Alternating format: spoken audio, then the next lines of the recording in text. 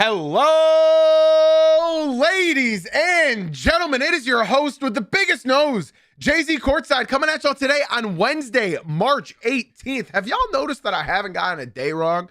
And Lord knows how. I don't even remember the last time I got a date wrong when starting up the show. Ladies and gentlemen, I hope your basketball team won last night. I hope everybody's having a phenomenal start to their day.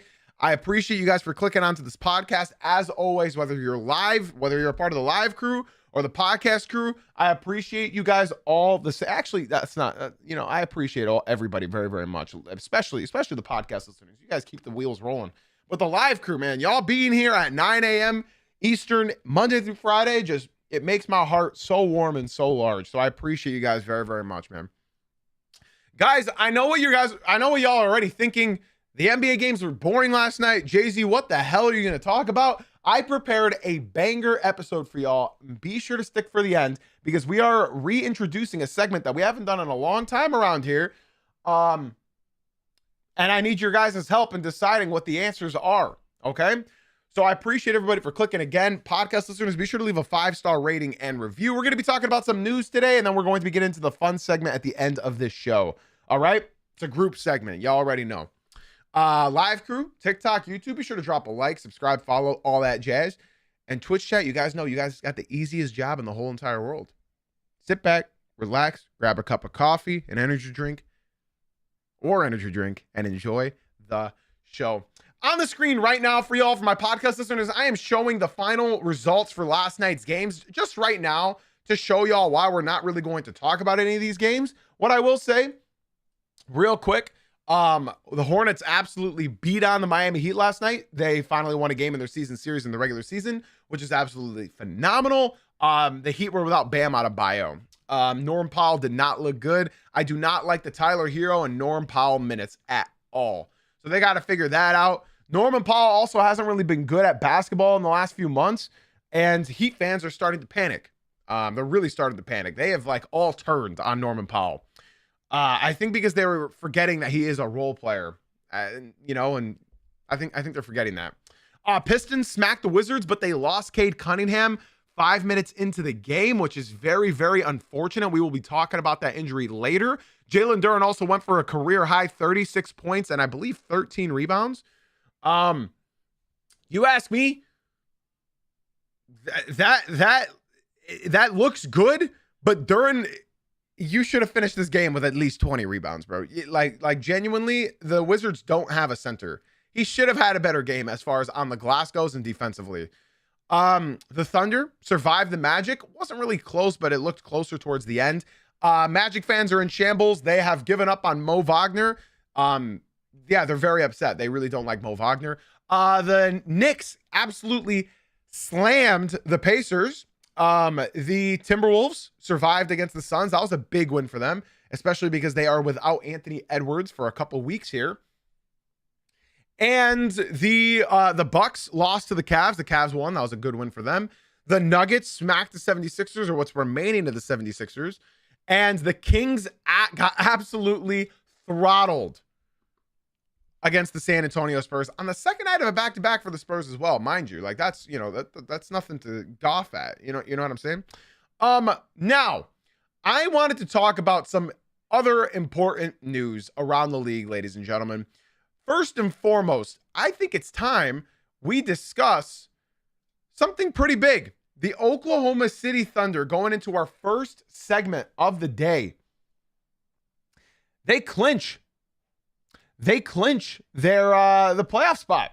I know it's sort of crazy that it's I thought genuinely there's still 25, 30 games left in the season. Guys, the Thunder only have 13 games remaining. And you know what's so funny? They're on a 9-game winning streak. I haven't heard anything about that. Have you? I've only heard about the Hawks. I only heard about the Heat. I only heard about the Magic. I did not know this team was on a 9-game winning streak.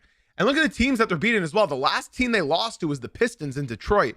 They beat the Nuggets, the Mavs, the Chicago Bulls, the Knicks, the Warriors, the Denver Nuggets again in OT, the Boston Celtics, the Minnesota Timberwolves, and the Orlando Magic. I mean, look, people really aren't talking about this team So we're going to talk about them a little bit in today's episode, a little less in this first segment, but hey man, they clinched their playoff spot, which is awesome. They're playing elite basketball right now. And I guess what this means for the rest of the NBA is it's sort of terrifying, ladies and gents, because they're missing their second best player. They're missing their second best player, and they've been hurt almost all year long. Genuinely, like just last night, they're missing Kenrich Williams. They didn't play Jalen Williams, J-Dub, because he's hurt. Actually, no, they're pretty healthy right now. My apologies. But they have been missing games here and there throughout the entirety of the season with Hartenstein, AJ Mitchell. He was out for like 25 or 30 games. Caruso's missed a bunch of games.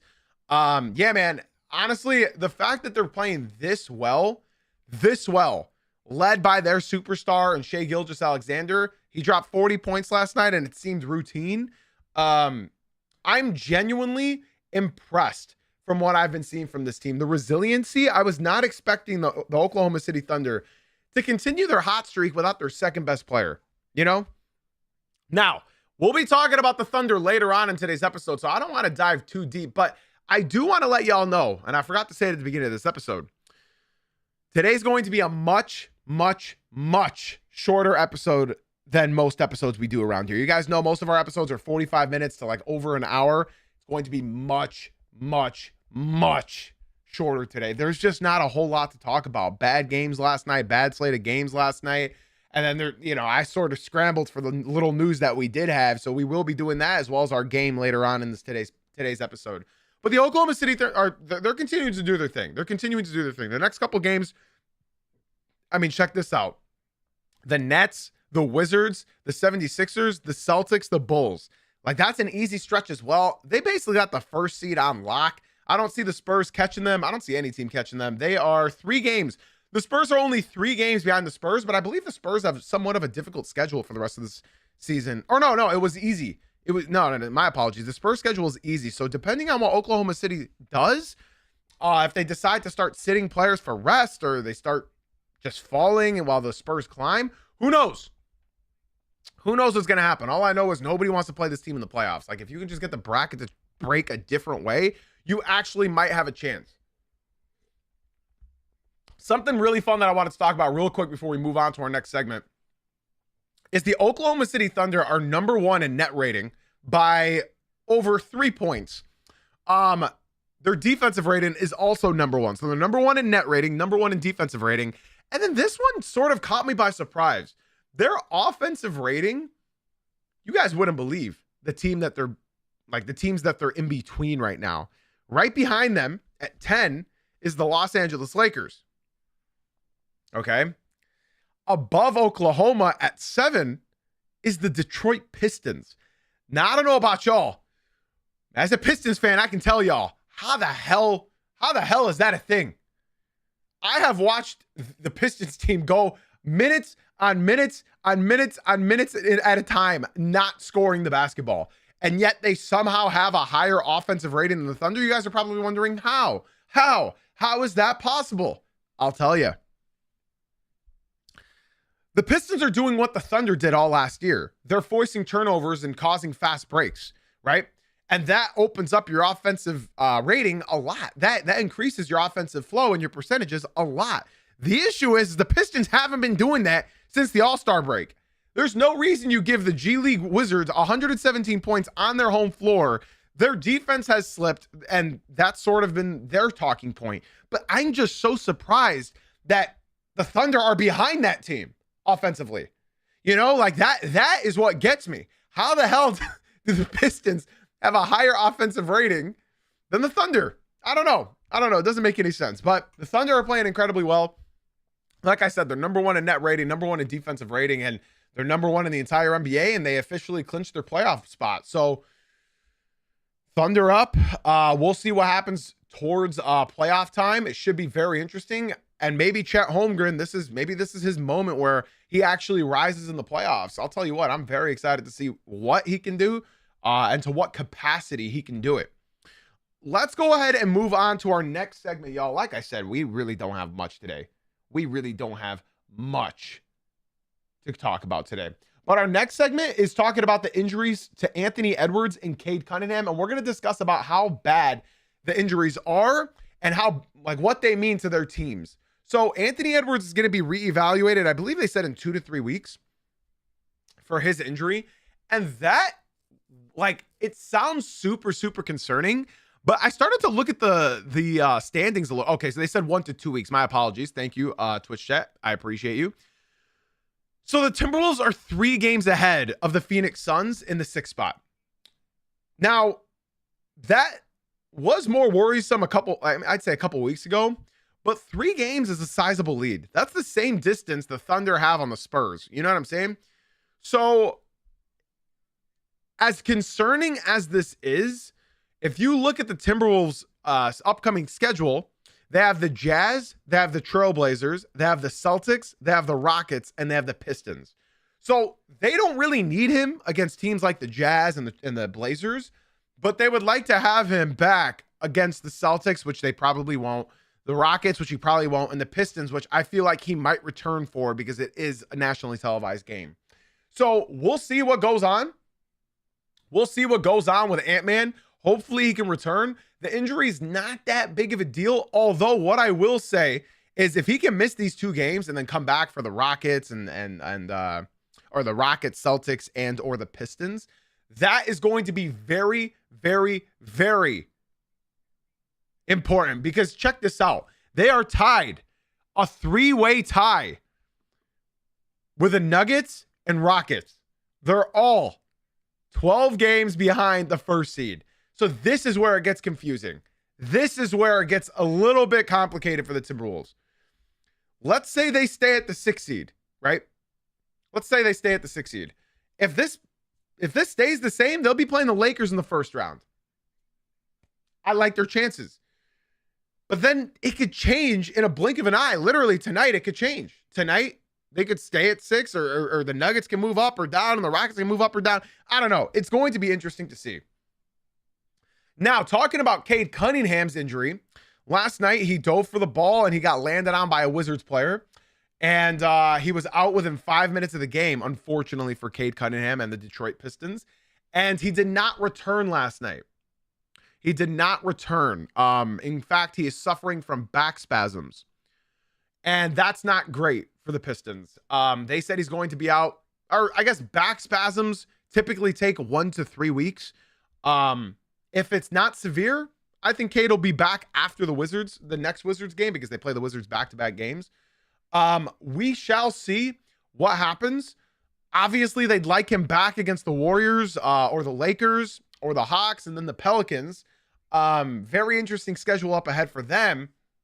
But if you guys want my non-professional, professional opinion, Cade's going to sit out tomorrow against the Wizards. And he might return for the Warriors game on the 2nd night of a back-to-back on Friday. That's my opinion on it. That's what I think. We'll see. Back spasms can literally range from 1 to 3 weeks. I'm hoping it's the first. I'm hoping it's just a little ticky-tacky injury because the Pistons are already missing Isaiah Stewart with a grade 1 calf strain. So he's going to be out for a couple weeks, which is very unfortunate. Now, if you were to ask me which team is hurting more, the Detroit Pistons or the Minnesota Timberwolves by missing their superstars, I'll be honest, I'll say the Timberwolves are in more trouble. The Timberwolves are in more trouble. The Pistons schedule is not that hard, just like the Timberwolves at the first part of it. Their schedule is not going to be that difficult. They have a lot of games this month. They play 18 games in March. I would say the Pistons are a little bit better off than the Minnesota Timberwolves right now as they're searching for their 50th win. The Minnesota Timberwolves have Julius Randle. You know what I'm saying? And last night, Julius Randle decided to wake up without Anthony Edwards playing, and he dropped 32 points, 7 rebounds, 2 assists, 3 steals, and he shot 10 for 17 from the field. The issue is the Pistons don't really have that guy to step up when Cade's not there. I'd like to give a special shout out to ZHK, who just came through to the Twitch stream and told me that Jalen Duren's a machine, and I appreciate you for dropping a follow, my boy. Be sure, guys, if you guys are talking in this chat, just know that I'm only talking about things that are like relevant. So if you guys say something that's relevant to the conversation, I will then participate in that conversation. If not, you can wait until the end of the show when we just talk after the podcast on Twitch. All right, guys, link in my bio, TikTok. Jay-Z Uncut on Twitch. I don't really read any TikTok messages, so I'd love to see you guys come through to the Twitch stream, which is where my community and so many ball knowers hang out. Now, the Pistons don't have a second option. People like to gas up Jalen Duren, and I know he's had a tremendous leap offensively. But again, they don't have another shot creator. They don't have another shot creator over on the Pistons. At least the Minnesota Timberwolves have Julius Randle. They have Jaden McDaniels. I mean, Dante DiVincenzo did not have a good game last night either. He shot 0 for 8. Jaden McDaniels been sort of cold, but it's sort of worrisome for both of these teams. Because one, the Pistons are missing their defensive anchor off their bench in Isaiah Stewart, and now they're missing Cade, and I hope, again, it's not that long. But on top of that, the Minnesota Timberwolves, at least they have another shot creator. At least they have that, you know? And it's going to be interesting. It's going to be interesting to see how the rest of the season pans out. Each team's only have a handful of games left, so this is a very important stretch, ladies and gentlemen. This is a very important stretch, ladies and gents. And yeah, I think you're going to see the leaderboard shift up a little bit. Now, I think the Pistons are probably going to be somewhat secure in the first or second seed, but we shall see. We shall see what happens. Without Cade, anything can change, because I'm a Pistons fan, and I can tell y'all, this team without Cade Cunningham, is a play-in team. Just so we're all clear here. They don't have Cade Cunningham. They're a play-in team. I'm being told by TikTok that I'm sleeping on Ron Holland. We're not even discussing the teams. We're talking about injuries to the teams. We're talking about injuries to these two core teams, the Minnesota Timberwolves and the Detroit Pistons. We're not talking about the team structure itself. And that's just point blank, period. As a Pistons fan, I can tell you, Cade Cunningham is everything about this team, and if they don't have him, this team is a play-in team barely. They are not good without Cade. He is the engine that keeps this thing moving, okay? Now, I would like to move on to our final segment, I guess. Today's going to be a very, very, very, very short show, y'all. I'm trying to drag this as long as possible. You guys can't tell. It's going to be a very short show. Because unfortunately, like I said, the games last night were not that entertaining. They were not that entertaining. So we're going to go ahead and talk about my next segment. My next segment is going to be what you got. Okay, guys? So I'm going to say a statement. And I want you guys to give me your answer in the live chat. Now, of course, I am predominantly reading the Twitch stream. So if you guys can help me out on the Twitch, let me know what you guys think. I'm going to ask y'all a question, and I want you guys to let me know what you believe the answer to be. Podcast listeners, play the game in your head. All right? Ladies and gentlemen, boys and girls, first one up. What you got? We're starting easy here. The Thunder are going back-to-back, or literally anybody else is winning the NBA championship. What you got? The Thunder are going back-to-back, or literally anybody else is going to win the championship. I'd love to hear what you guys think. Let me know. I'll give you guys my opinion now. I think anybody else. I think it's boring if I say the Thunder wins. I think it's boring if I say that. I think literally anybody else. It won't surprise me, obviously, if the Thunder go back-to-back, but I will roll with literally anybody else. And I think that's the consensus over here in the Twitch. The TikTok, although they think it's Thunder back-to-back. I'll be honest. I said this in earlier in the season. I even said this earlier in the week. If they don't have J-Dub, I don't see them winning. And if J-Dub comes back and plays like J-Dub of this season, in fact, I see them being worse off than they are without J-Dub. I see a great comment that I'm going to read out loud. ZHK in the Twitch stream said, the only one can face the Thunder are the Celtics, to be honest. Maybe Denver could give it a difficult 7 match, but not winning. See, that's the thing. The Denver Nuggets haven't played that well this year. Okay, they haven't. But I still believe that this is the best Nuggets team that they've ever had in history of their team. Obviously, imagine they had Michael Porter Jr., but at least now they have a backup in Jonas Valanciunas, who is playing less, with Tim Hardaway Jr. pouring in threes, not consistently off the bench. I think if they do not have J-Dub, they should not be anybody's favorite winning the championship this year. Genuinely. From my heart of hearts, I believe that. I think they need J-Dub to win it all. It's different in the regular season to miss J-Dub and go and win in overtime against the Nuggets. It's very different. We're talking about a 7-game series.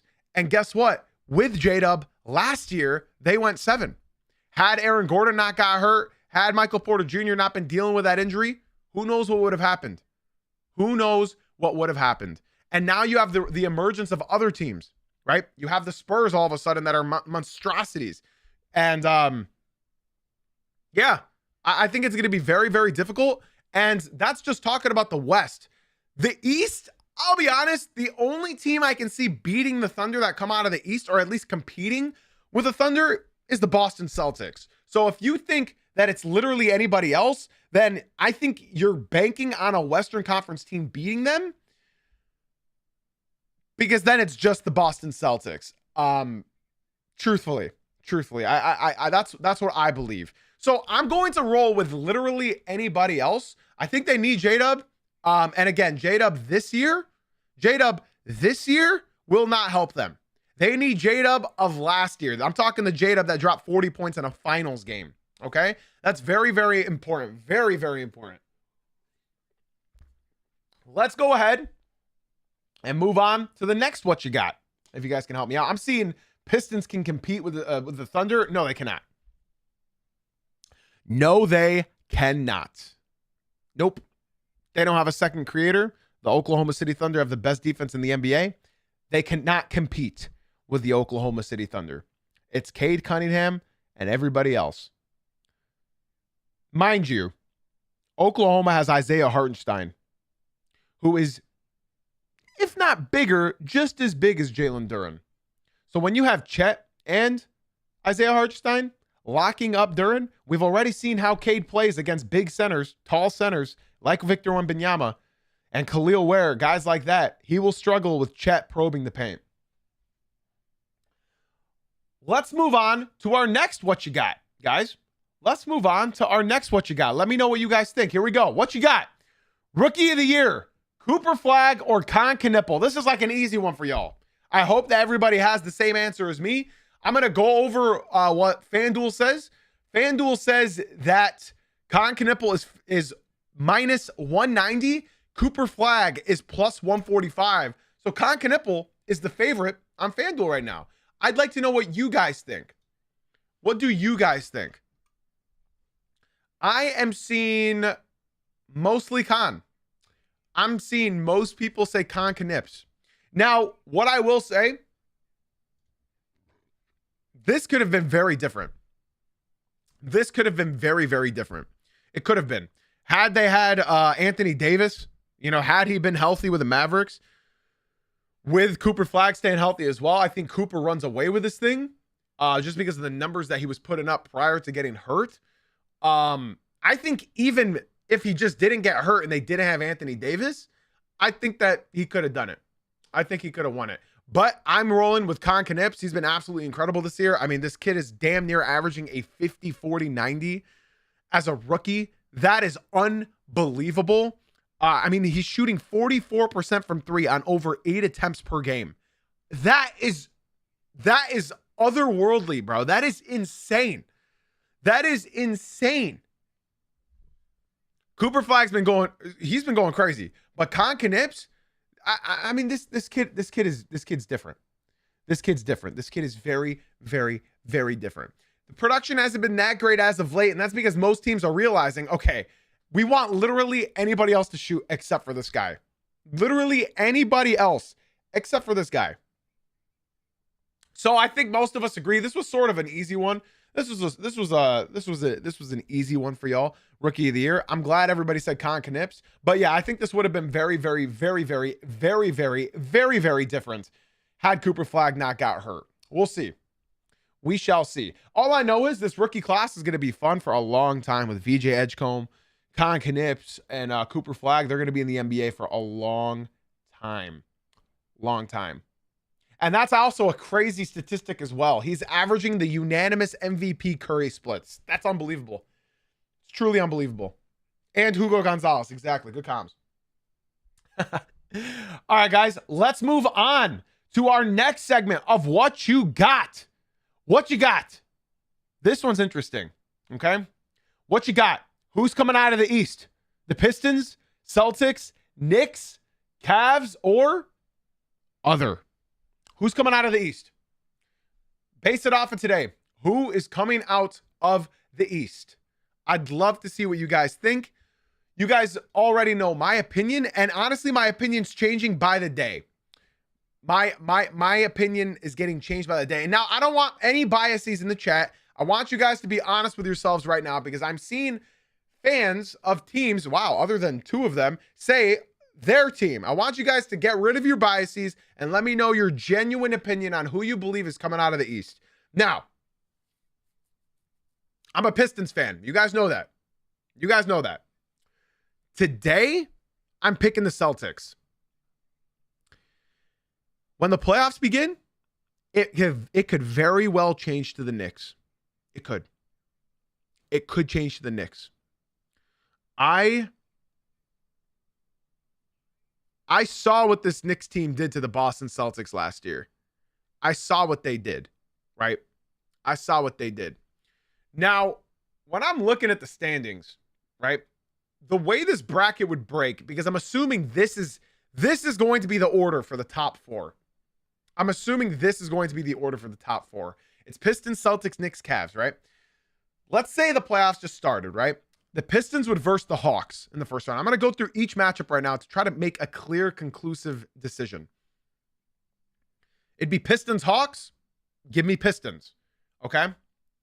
It would be Celtics, Heat. Give me Celtics. Okay? It would be Knicks, Magic. Give me Knicks. Cavs, Raptors. Give me Cavs. Okay. That's how it would break.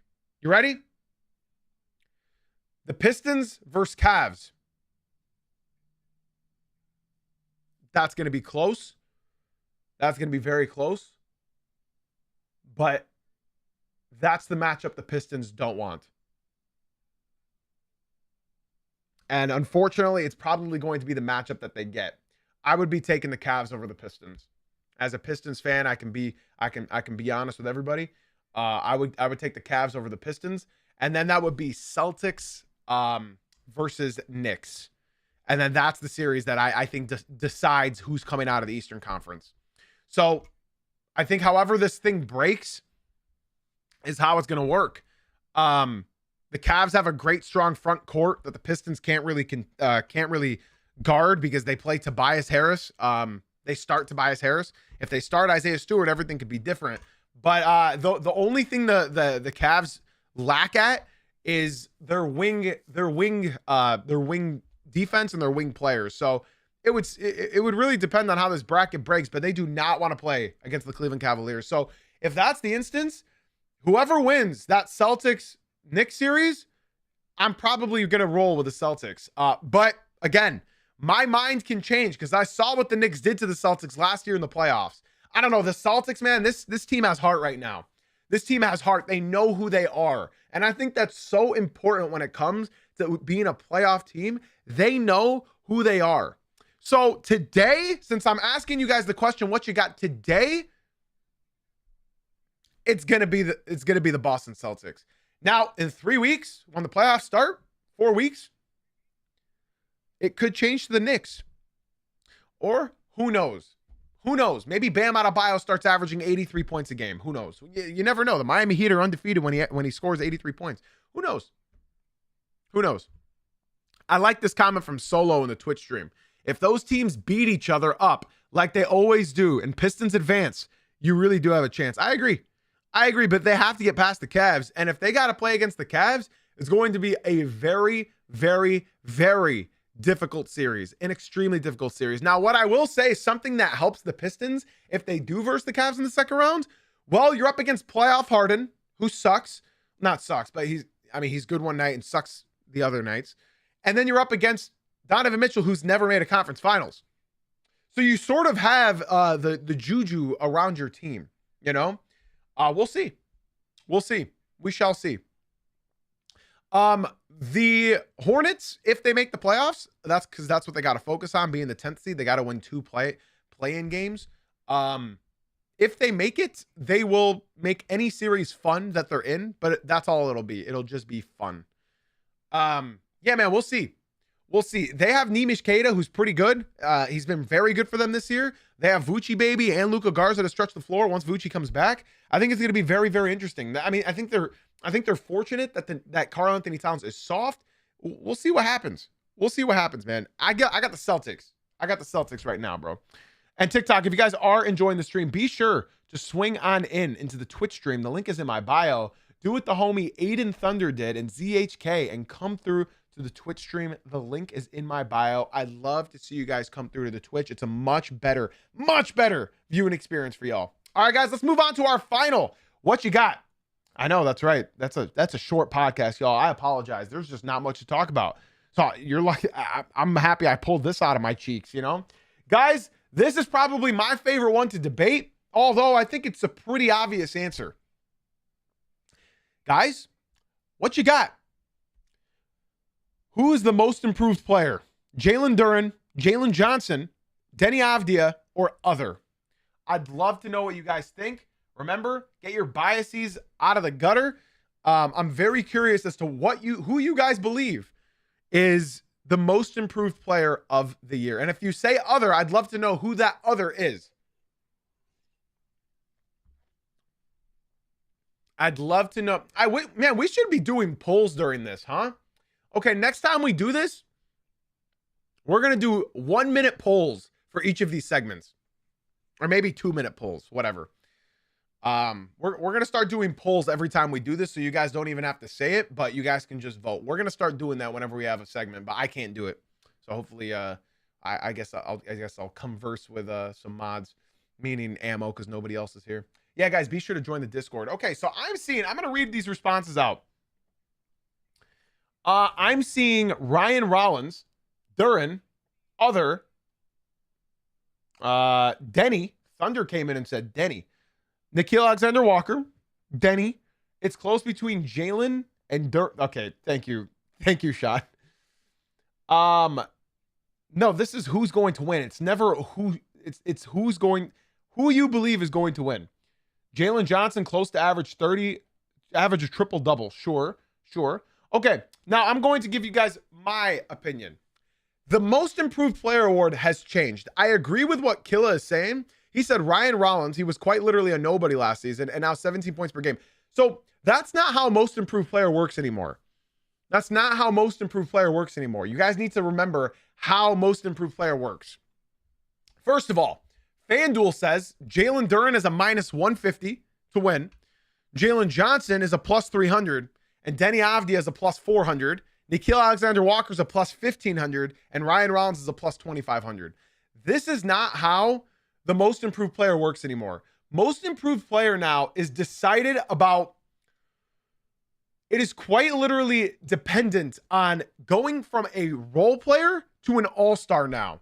That's how it works. It's not going from scrub to pretty good player anymore. It used to be. It's not that anymore. It's about making that new additional leap. So now you got to rule out almost everybody in the most improved player column. Now you just have Jalen Johnson and Jalen Duren. Now you got to look at the numbers, okay? First and foremost, I'm going to save the most important key to this puzzle or piece to this puzzle. Let's look at Jalen Duren's numbers from last season. Jalen Duren has jumped up 7.2 points per game. Again, 7.2 points per game. Jalen Johnson went up 4.1 points per game. Denny Avdia went up, I believe that's 6.9 points per game. So you look at Jalen Duren, you look at Denny Avdia, and then you look at Jalen Johnson, the three guys leading this poll. And the consensus winner and the most points improved is Jalen Duren. Now, another thing that goes into it is all-stars, okay? Let's see, of these top three candidates, who was an all-star this year.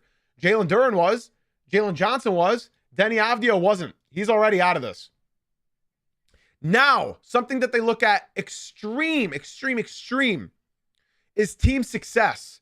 Well, team success, the Pistons are the first in the East. The Hawks are the 8th. Basing all of this off of previous winners, and it pains me to say this. Oh yeah, Denny did make the All-Star. My apologies, he did. Was he an All-Star injury reserve, or did he just genuinely make the All-Star? My apologies, podcast listeners. My apologies, everybody. Denny did make the All-Star. See, I make mistakes too, everybody. I make mistakes too. And I'm acknowledging that I just made a mistake. My apologies, guys. He genuinely made it. Oh, reserve. Okay. I'm getting told multiple different answers right now. Was he a reserve? Did he actually make it? Okay. I think he actually made it. Now, okay, let's open Denny Avdia back up. My fault. I guess we can still look at player jump and everything else. So if he genuinely made the All-Star, again, my apologies, guys. That was on me. I guess Israel really showed up to the voting polls. Sort of like Zaza Pachulia with Georgia. You guys remember when Zaza Pachulia led in All-Star voting because the entire country of Georgia voted for him? You guys remember that? You guys remember that? Zaza freaking Pachulia? Anyways, Jalen Johnson, Jalen Duren, and Denny Avdia. Now, I'll be honest. Jalen Duren has improved a lot this year. A lot. In fact, he's an all-NBA player. I think everybody can agree he's an all-NBA player. As much as he pisses me off, as much as his lack of effort and defense pisses me off at times, when he's feeling good, the entire team is feeling good. When he's feeling slow and lazy, the entire team is feeling slow and lazy. So basing it off of these 3 guys, man, you got a 10th seed in the West, you got an 8th seed in the East, you got the number 1 seed in the East with also the most points improvement. My ultimate pick is Jalen Duren. Now, who do I think is going to be a better player overall? Jalen Johnson. I think Jalen Johnson is the guy out of these 3 guys. I think Jalen Johnson is an incredible talent. I think he's going to be an incredible talent for a long, long time. I would like to remind everybody as well, last year he was going to be an All-Star. Jalen Johnson was going to be an All-Star. He was. But he got injured. So when you look at that as well, Jalen Duren was not going to be an All-Star last year. And now he was an undisputed All-Star and pretty much an undisputed All-NBA talent, which is more than what I could say about Jalen Johnson and Denny Avdia. I think Jalen Johnson is probably a little like he's a fringe. You know what I'm saying? Fringe. But yeah, we'll see. We shall see. I don't think Denny Avdia can really, I don't really have him anywhere near Jalen Johnson and Jalen Duren, to be honest with everybody. Damn, he's still averaging 9 free throw attempts a game. Damn. That's actually crazy. He's averaging double the free throws that Jalen Johnson gets. He's averaging more than 3 times the free throws that Jalen Duren's getting, and he gets hacked all game long. That's crazy. That's absolutely insane. Code Sad, thank you so much for the follow on Twitch. I appreciate it very, very much. Shout out to you and everybody else who are leaving the TikTok, leaving the YouTube, and coming through to the Twitch stream. It's a much better viewing experience over here, and I really, really appreciate you. Thank you. Be sure to join the Discord as well. Ladies and gentlemen, boys and girls, my apologies. Today has been a very short podcast in comparison to our last few. Almost all of our podcasts run for about an hour, but unfortunately the games last night are just not worthy to talk about. I think I speak for everyone when I say most of the games last night, I mean, bro, they just, most of them were blowouts. And yeah, I just don't really have much to talk about them. But before I let y'all go, I got to give y'all my stud of the night. There are a lot of good stat lines last night. I had a lot to choose from. I could have went with Shai Gilgeous-Alexander's 40. I could have went with Maxime Reno in Sacramento. I could have went with Julius Randle dropping 32. I could have went with Devin Booker dropping 30 something, 34. I had so many to choose from. Jalen Duren getting his career high, 36 points, 13 rebounds. I could have, but I got to give credit where credit is due. Josh Hart just had an efficient one last night, man. You guys know me. I got to applaud efficiency when I see it. And Josh Hart is my stud of the night against the Indiana Pacers, dropping in 26 minutes, 33 points, 7 rebounds, 3 of them offensive, 5 assists, 2 steals, plus 18 on the court. And he shot 12 for 13 from the field, 5 for 5 from 3, and 4 for 5 from the free throw line. Josh Hart, game of the season for him. Absolute game of the season. Shout out to Josh Hart. And again, it is against the Pacers. But at the same time, I haven't seen Josh Hart do this all year. He deserves this. I don't think I'm ever going to give him stud of the night for the entire season. So for anybody upset with Josh Hart getting selected, he's not going to get this again. So I got to give it to him. You know, like Jalen Duren's going to get some, you know. Shai Gilgeous-Alexander, that's just too obvious, you know. Julius Randle, given him one before. Josh Hart, enjoy your stud of the night. Your Jay-Z courtside approved, stamped stud of the night. Ladies and gentlemen, boys and girls, I appreciate everybody for tuning in. TikTok, YouTube, if you guys did enjoy, I'm sorry again for the shorter episode. My apologies, y'all. There's just not much to talk about. Ladies and gentlemen, boys and girls, be sure to tune into the Twitch stream. We are still live on Twitch. Again, guys, that's Jay-Z Uncut on Twitch. The link is in my bio TikTok. The link is in the show notes YouTube. I hope to see you guys pull up. We got some fun NBA games tonight as well. That's all I got for y'all today, man. We'll be back tomorrow morning at 9 a.m. Eastern. Twitch chat, nobody go anywhere. We are still live. Ladies and gentlemen, boys and girls, I got nothing left to say except for thank you for being here. Thank you for being you. And as always, guys, thank you for watching/listening. And I'll catch you tomorrow morning at 9 a.m. Eastern. Love y'all.